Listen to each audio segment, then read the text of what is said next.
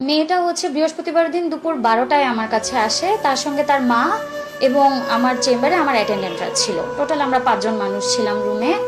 তো আমি যখন মেয়েটাকে জিজ্ঞাসা করি যে মা তোমার কি সমস্যা লাগে বলো, সে প্রথমে খুবই ভয়ে ছিল। একটু কনসোল করা হলো, তাকে একটা কলম একটা চকোলেট দিয়ে একটু কনসোল করা হয়েছে। তারপরে সে আমাকে বলল ম্যাডাম আমার পেটটা ভার ভার লাগে, কি জানি লড়ে। আমি একটু অবাক হয়ে গিয়ে আবারও তাকে জিজ্ঞাসা করেছি যে মা তোমার কি সমস্যা লাগে। সে আমাকে বললো আমার পেটটা ভার ভার লাগে, কি জানি লড়ে। এরপরেও হচ্ছে আমি তাকে তার মার কাছ থেকে কিছুটা শুনলাম যে কি অবস্থা। তারপরে আমি আবার তাকে জিজ্ঞাসা করেছি যে মা তোমার সাথে খারাপ কাজটা কে করেছে। সে শুধু হুজুর, হুজুর শব্দটা সে 2বার বলল, হুজুর বলে বাচ্চাটার পুরো ফেসে আসলে এতখানি ভয়ের এক্সপ্রেশন ছিল, সে এদিক ওদিক তাকাচ্ছে রীতিমতো। সে কমফোর্টেবল না, সে একদমই আনকমফোর্টেবল, চোখে মুখে পুরোপুরি ভয়। এবং সে বারবার হুজুর ওয়ার্ডটা 2বার রিপিট করার পরে বাচ্চা আর কোনো কথাই বলতে আগ্রহী না, সে আর কোনো কথাই বললো না। পরে আলট্রাসোনোগ্রাফি রুমে আবার তার মা ছিল। আমরা যখন বাচ্চাটার আলট্রাসোনোগ্রাম করি তার মা ছিলেন রুমে। তার মার সামনেও আমি তাকে বারবার বলেছি যে মা এরকম কেউ করলে, কেউ ব্যাড টাচ করলে তাকে মার দিতে হয়, তোমার মা কি তোমাকে বলেননি? তো সে দেখলাম যে বাচ্চাটার আসলে কোনো নেই, আগ্রহী নেই তার এই কনভারসেশনটাতে। সে শুধু একটাই হুজুরের নাম উচ্চারণ করলেই তার একটা চোখে মুখে ভয়, এবং সে আর তখন চোখে চোখ রেখে কথা বলতে পারে না, এদিক ওদিক তাকায়। এই মেয়েটা হচ্ছে ইয়াতিম, তার বাবা ইন্তেকাল করেছেন অন্তত আরও 4-5 বছর আগে। তো এই মেয়েটা তার নানির কাছে মানুষ, নানির বাড়িতে থাকে। আর মেয়ের মা সংসারের খরচ জোগানোর জন্য সিলেটে গৃহকর্মীর কাজ করেন, মানুষের বাসায় গৃহকর্মীর কাজ করেন। তো মেয়েটাকে তিনি এলাকাস্থ ফাতেমাতুজ জোহরা মহিলা মাদ্রাসায়, কওমি মাদ্রাসা ফাতেমাতুজ জোহরা কওমি মাদ্রাসায় ভর্তি করেন, যে মাদ্রাসার প্রতিষ্ঠাতা পরিচালক হচ্ছেন আমানুল্লাহ সাগর, এবং ওনার ওয়াইফ হচ্ছেন এই প্রতিষ্ঠানের মেইন দায়িত্বে, উনি হ্যান্ডেল করেন সব কিছু। তো গত নভেম্বর মাসে নাকি বাচ্চাটাকে ছুটির পরে বারান্দা ঝাড়ু দেওয়ার জন্য বলা হয়। আমানুল্লাহ সাগর হুজুরি নাকি বাচ্চাটাকে বলেন বারান্দা ঝাড়ু দিয়ে তারপর বাসায় যেতে। তো বাচ্চা বারান্দা ঝাড়ু দেওয়া শুরু করে। বারান্দা ঝাড়ু দেওয়ার এক পর্যায়ে নাকি হুজুরটাকে বলে হুজুরের যে রুমটা, প্রতিষ্ঠাতা পরিচালকের যে রুমটা, এই রুমটাও যেন পরিষ্কার করে দেয়।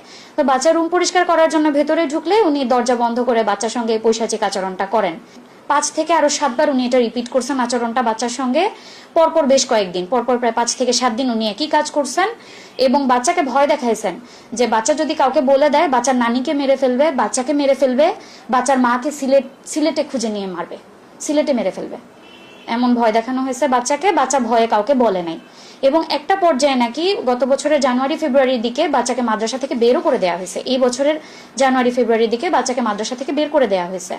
গত মার্চ মাসে বাচ্চার নানি খেয়াল করলেন যে বাচ্চার পেটটা অস্বাভাবিকভাবে বড় হয়ে যাচ্ছে। তারপরে হচ্ছে তারা ডক্টর কনসাল্ট করেন, এবং ফিজিক্যাল এক্সামিনেশনে জানা যায় যে বাচ্চার সিম্ফাইসিও ফান্ডাল হাইট, যেটা আমরা ইউটারাসের হাইট যেটা মেজার করি প্রেগন্যান্সিতে, এটা কিন্তু এইজ করেসপন্ডিং এক একটা হাইট আসে। তো এই বাচ্চার হাইট তখনই অলমোস্ট 25-26 উইক্সের মতো। আর আমার কাছে যখন বাচ্চা আসে আমি এটা 27 উইক্স করেসপন্ডিং হাইট পেয়েছি। আমি নিজেও একজন শিশু সন্তানের মা, আমার নিজেরও 5 বছরের একটা মেয়ে বাচ্চা আছে। আমি আসলে এই বাচ্চার ভবিষ্যৎ নিয়ে আমি কিছু চিন্তা করতে পারছি না, আমার মাথায় আসলে আসে না। আর এখন তার যে শারীরিক কন্ডিশন, প্রথম কথা হচ্ছে ছোট মানুষ, তার পেটে অতটা জায়গা নাই। একটা একদম টিপিক্যাল গ্রামীণ অপুষ্টিতে আক্রান্ত বাচ্চা, 11 বছরের বাচ্চা, তার ওজন এখনো 30 কেজি হয় নাই, উল্টা সে আরো প্রেগনেন্ট। পেটের বাচ্চাটার ওজন প্রায় 998 গ্রামের মতো, প্রায় 1 কেজির কাছাকাছি। তো ওর অ্যানিমিয়া আছে, রক্তশূন্যতা আছে বাচ্চাটার, হিমোগ্লোবিন মাত্র 8.5, যেখানে অ্যাভারেজ রেঞ্জ হচ্ছে অ্যারাউন্ড 12 to 14। আর গাইনোকোলজিতে আমরা যেটা আসলে পড়ি, আমাদের পুরো লাইনটাই হচ্ছে ম্যাচিওর ফিমেলদেরকে নিয়ে, ডেলিভারি বা এই রিলেটেড লাইনগুলো এরিয়াগুলো ম্যাচিওর ফিমেলদেরকে নিয়ে। আর ছোট বাচ্চারা আমাদের মেনস্ট্রুয়াল লাইনে আসে, যে আচ্ছা তাদের মেনোরেজিয়া থাকতে পারে বা অন্যান্য প্রবলেমগুলো আমরা ডিল করব। কিন্তু এই বাচ্চাটার আসলে লেবার মেনটেন্যান্স কি হবে, আমার আসলে আমি আসলে বুঝতে পারতেছি না, আমি আসলে কি বলবো। এবং তাকে যখন আমি তার ফ্যামিলিকে বলেছিলাম যে আপনারা আসলে কি চান এখন বাচ্চাটাকে নিয়ে, আপনারা কি বাচ্চাটা অ্যাবর্ট করবেন, পেটের বাচ্চাটা নষ্ট করে ফেলবেন, নাকি ডেলিভারি পর্যন্ত যাবেন, তারা নিজেরাও আসলে কনফিউজ যে তারা কি করবে।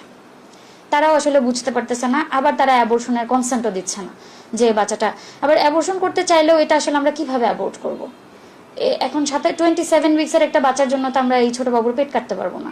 আবার একে যে নর্মালি আমরা বের করবো ওই সুযোগও তো আমরা পাবো না, বার্থ ক্যানেলে ওই পরিমাণ স্পেস নেই। তার মানে আমাদের ক্র্যানিওটমি করে বাচ্চাটা হয়তো বের করতে হবে। ও আসলে 11 বছরের একটা ছোট মানুষ, ওর কি আসলে এই জিনিসগুলা ফিল করার কথা ছিল, বা এই জিনিসগুলোকে ওর ফেস করার কথা ছিল? আর এখন যে সামাজিক হেনস্থাগুলা হচ্ছে, ওর তো আসলে মানে বিয়ে শাদী বলেন বা ফিউচার বলেন, ওটা নিয়ে তো আসলে কিছুই নেই ওর জন্য, আসলে কিছুই নেই। আবার এটা যদি আমরা ম্যানেজ করতে যাই, আমরাই বা কোন লাইনে আসলে ম্যানেজ করবো? আমরা কোন ডোজে তাকে ওষুধ দিব? পেডিয়াট্রিক্সের লাইনে যেটা, যে বাচ্চার ওজন উচ্চতা মেপে ওকে ওষুধ দিব, নাকি নর্মাল ডেলিভারির লাইনে যেটা আছে যে স্যালাইনের মধ্যে এতটুকু পরিমাণ ওষুধ দিয়ে আমরা তাকে ড্রিপ চালু করে বাচ্চাটা বের করবো? আমি নিজেই আসলে হতবাক হয়ে গেছি, আমার ভাষা নাই, আমি আসলে কি করবো।